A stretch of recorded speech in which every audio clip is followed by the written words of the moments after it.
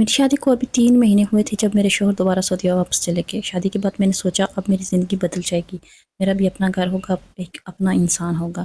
लेकिन शादी के सिर्फ 9वें दिन बाद ही मैं एक बड़े घर में अकेली रह गई। मेरे शौहर नुमान एयरपोर्ट जाने से पहले सबसे मिले, अपनी अम्मी को गले लगाया, अब्बू से दुआएं ली, बहनों के सर पर हाथ फेरा और फिर आखिर में मेरे पास आए। मैं दिल में सोच रही थी शायद वो मुझे भी मोहब्बत से देखेंगे, गले लगाएंगे, शायद कहेंगे मेरा इंतज़ार करना।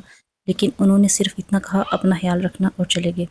मैं देर तक दरवाजे में खड़ी इनकी गाड़ी को जाता देखती रही। उस दिन पहली बार मुझे एहसास हुआ कुछ औरतें शादी के बाद बीवी नहीं बन पाती, सिर्फ जिम्मेदारी बनकर रह जाती हैं। नुमान के जाने के बाद मेरी असल ज़िंदगी शुरू हुई। सुबह फजर से पहले उठना, पूरे घर का नाश्ता बनाना, सास के कपड़े धोना, नंदों की फरमाइशें पूरी करना और फिर रात देर तक किचन में खड़े रहना। मैं दिन भर काम करती रहती, लेकिन कभी किसी ने ये नहीं पूछा कि तुम थक तो नहीं गई। मेरी सास हर वक्त मुझ में हामियाँ निकालती रहती, रोटी सीधी नहीं बनी, चाय में दूध कम है, हमारे बेटे की किस्मत ही ख़राब है। शुरू में मैं खामोशी से रोती रही, फिर आहिस्ता आहिस्ता मेरे आंसू भी अंदर ही अंदर दफन हो गए। 1 साल बाद नुमान वापस आए, तब तक मेरी गोद में एक नन्ही सी बेटी आ चुकी थी। मैं बहुत खुश थी, मैंने सोचा अब शायद सब बदल जाएगा। मैंने बेटी को खूबसूरत कपड़े पहनाए, खुद भी तैयार हुई, दिल धड़क रहा था। आज वो पहली बार अपनी बेटी को देखेंगे। पूरा घर खुश था। अम्मी जी बार बार कह रही थी बेटा आ रहा है। फिर वो लम्हा आ ही गया। गाड़ी घर के बाहर आके रुकी, मेरा दिल जोर जोर से धड़कने लगा। नुमान अंदर आए, सबसे हंसकर मिले, अपनी बहनों के लिए गिफ्ट्स निकाले, अम्मी के हाथ चूमे, फिर इनकी नजरें मुझ पर पड़ी। मैंने बेटी को गोद में लिया हुआ था, मैं इंतज़ार कर रही थी वो आगे बढ़े और हमें भी गले लगाए, लेकिन उन्होंने सिर्फ दूर से कहा अस्सलाम वालेकुम, बस इतना ही। मेरा दिल जैसे टूट कर बिखर गया। उन्होंने बेटी को भी चंद लम्हे देखा, फिर बाकी सबके साथ बातों में मसरूफ़ हो गए। उस रात में किचन में खड़ी रोती रही। मैं सबके लिए खाना लगा रही थी, सब डाइनिंग टेबल पर बैठे हंस रहे थे और मैं एक मुलाज़िमा की तरह सबको सर्व कर रही थी। जब सब खाना खाकर उठ गए तब मैंने बर्तन समेटे, फिर पूरा किचन साफ़ किया। और जब रात गई मैं अपने कमरे में गई तो नुमान गुस्से में बोले, ये काम तुम सुबह भी कर सकती थी, अभी मुझे दिखाने के लिए कर रही थी। मैं हैरान रह गई। मैंने धीरे से कहा, अगर सुबह करती तो अम्मी नाराज़ होती। वो खामोश रहे और मैं पूरी रात जागती रही। इस तरह साल गुजरते गए। नुमान कभी चंद महीने के लिए आते, फिर वापस चले जाते। हर बार वो सबसे मोहब्बत से मिलते, लेकिन मेरे साथ हमेशा अजनबियों जैसा रवैया रखते। मैं अंदर से खाली होती जा रही थी। कभी कभी रात को अपनी बेटी को सीने से लगा कर रोती, या अल्लाह क्या हर बीवी की किस्मत ऐसी ही होती है। मेरी बेटी बड़ी हो रही थी, वो अक्सर पूछती, अम्मी पापा आपसे बात क्यों नहीं करते, और मेरे पास कोई जवाब ना होता। फिर एक दिन 10 साल बाद नुमान दोबारा सऊदी अरब से वापस आए, लेकिन इस बार वो पहले जैसे नहीं थे। इनकी आंखों में अजीब सी नरमी थी। घर आते ही उन्होंने सबसे मुलाकात की, फिर सीधा मेरी तरफ बढ़े। मेरा दिल कांपने लगा और अगले ही लम्हे उन्होंने मुझे गले लगा लिया। मैं हैरत से साकत रह गई। 10 साल में पहली बार उन्होंने मुझे इस तरह छुआ था। मेरे आंसू निकल आए। वो धीरे से बोले, कैसी हो। मैं सिर्फ इन्हें देखती रह गई, मुझे यकीन नहीं आ रहा था। इस रात हमेशा की तरह मैंने सबके लिए खाना लगाया। मैं प्लेट्स रखने लगी तो नुमान ने मेरा हाथ पकड़ लिया। बैठ जाओ, सब खुद ले लेंगे। पूरा घर खामोश हो गया। मेरी सास के चेहरे का रंग ही बदल गया। मैं घबरा गई। नहीं, मैं सर्व कर देती हूँ, नुमान ने पहली बार सख्त लहजे में कहा। मैंने कहा ना बैठ जाओ, और इस तरह मैं बैठ गई। मेरे लिए ये लम्हा ख्वाब जैसा था, लेकिन मेरी सास को ये बिल्कुल पसंद नहीं आया। वो बार बार बहाने से मुझे उठाती, ज़रा पानी ले आओ, सलाद ख़त्म हो गई है, रोटी गर्म कर दो, ताकि मैं सुकून से अपने शौहर के साथ ना बैठ सकूं। लेकिन इस बार नुमान सब देख रहे थे। खाना ख़त्म हुआ, सब अपने कमरों में चले गए, यहाँ तक कि मेरी नंदें भी। मैं अकेली किचन में बर्तन समेटने लगी, लेकिन इस बार अचानक किसी ने मेरे हाथ से प्लेट ले ली। मैंने हैरत से देखा, वो नुमान थे।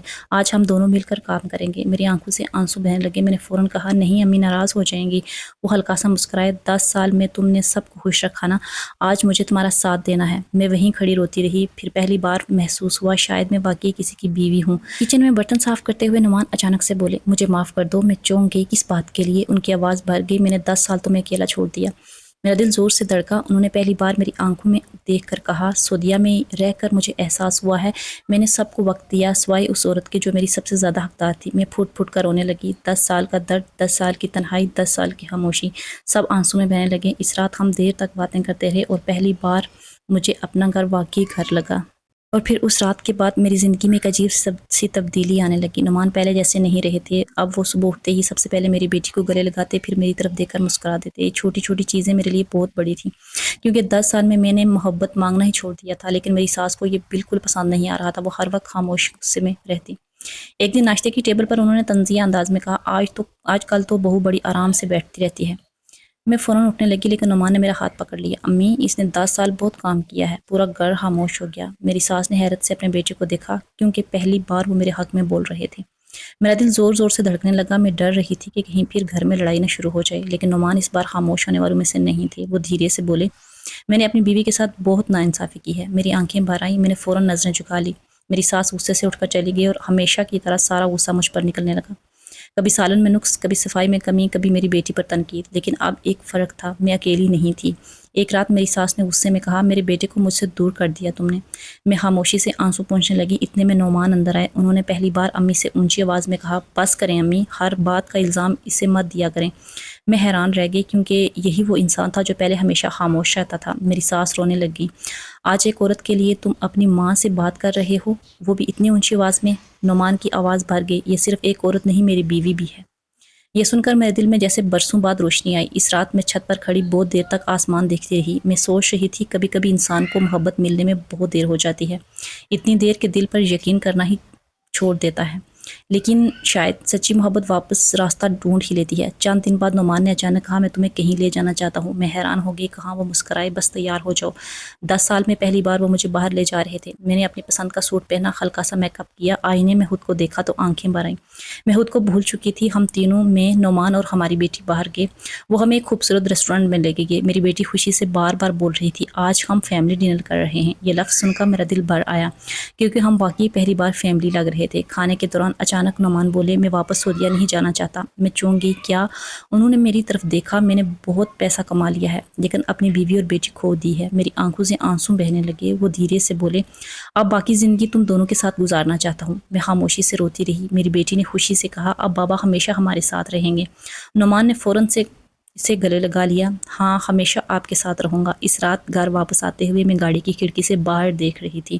روشنیوں سے بڑی سڑکیں دھندلی لگ رہی تھی، کیونکہ میری آنکھوں میں آنسو تھے، لیکن یہ آنسو درد کے نہیں تھے، یہ برسوں بعد ملنے والی محبت کے آنسو تھے۔ اور میں دل ہی دل میں صرف ایک بات سوچ رہی تھی، کاش ہر عورت کی خاموش قربانی ایک دن ضرور سمجھی جائے۔ اور بس اس طرح وقت گزرنے لگا اور پہلی بار میری زندگی میں سکون آنے لگا تھا۔ نعمان اب پہلے کی طرح خاموش اور دور دور نہیں رہتے تھے۔ وہ چھوٹی چھوٹی باتوں کا خیال رکھتے۔ اگر میں کچن میں زیادہ دیر کھڑی رہتی تو فوراً کہتے، چھوڑو یہ سب بعد میں ہو جائے گا۔ کبھی میری پسند کی مٹھائی لے آتے، کبھی اچانک چائے بنا کر میرے سامنے رکھ دیتے، اور میں ہر بار حیران ہو جاتی۔ کبھی کبھی دل ڈر بھی جاتا تھا، یہ خوشی کہیں عارضی تو نہیں، کیونکہ جو عورت برسوں تک صرف درد دیکھے، اسے خوشی پر یقین آنے میں وقت لگتا ہے۔ ایک دن میں کپڑے طے کر رہی تھی کہ اچانک میری ساس کمرے میں آئی۔ میں فوراً کھڑی ہو گئی۔ وہ چند لمحے خاموش رہیں، پھر بولی، آج کل تم بہت خوش لگ رہی ہو۔